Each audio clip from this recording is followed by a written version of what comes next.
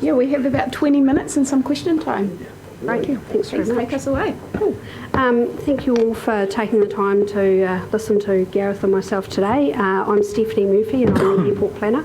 Gareth Metzer is our operations manager. I do apologise for those of you who were in attendance at the long-term plan hearings. We will be recovering some ground here, but based on the invitation we were given at that hearing to come and speak to this committee today. So really the focus is going to be on wildlife management, which is Gareth's complete area, and he won't whistle through it in 2 minutes like we did last time, and there is some time for questions throughout, so please do ask as we go through.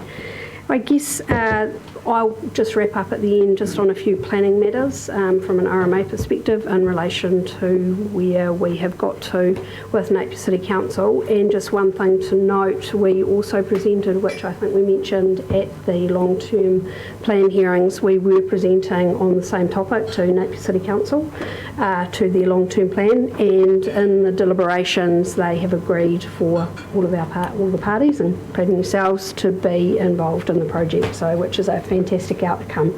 So today is really more an information sharing exercise to provide you with some more information on how we manage wildlife in and around Hawke's Bay Airport. So I'll hand over to Gareth, who will talk to you regarding that. Wonderful. Thanks very much for having us. We don't really need to stand on ceremony, so if you want to ask questions throughout, feel free. So if there's things that pop up, we can take questions as we go, or there'll be a bit of time at the end. As Stephanie said, we're going to go through some of the areas that we touched on previously for those of you that weren't here, and just as a general reminder of, so I guess, the wildlife environment around Hawke's Bay Airport.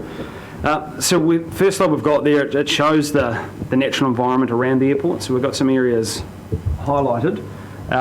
And what we indicate on here is those areas that we have control over. So what we've touched on previously, from an airport point of view, we manage our land, but the areas that surround us actually have probably the higher level of risk. So we've got a swamp adjacent to the runway. That's the only area that's highlighted on this map that we have any control over that's on our land.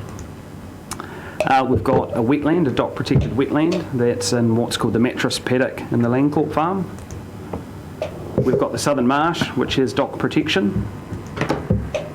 Beacon Swamp, which is to the north of the airport, that has dock protection.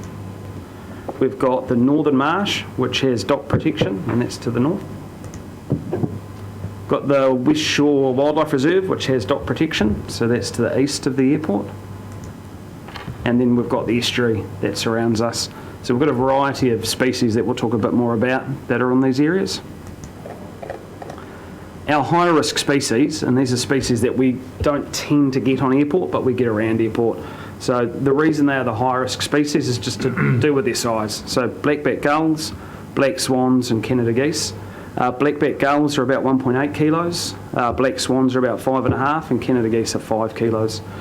So that is a significant mass. So it's something that we look at from a wildlife point of view. Just isn't the number of birds, but it's the mass of those birds, and also their flocking as well. Canada geese should be familiar. There's the movie Sully, which is the Miracle on the Hudson, and that was an aircraft that was taken down by Canada geese. So that was a flock of Canada geese on takeoff. They were ingested in that aircraft, then crash landed into the Hudson.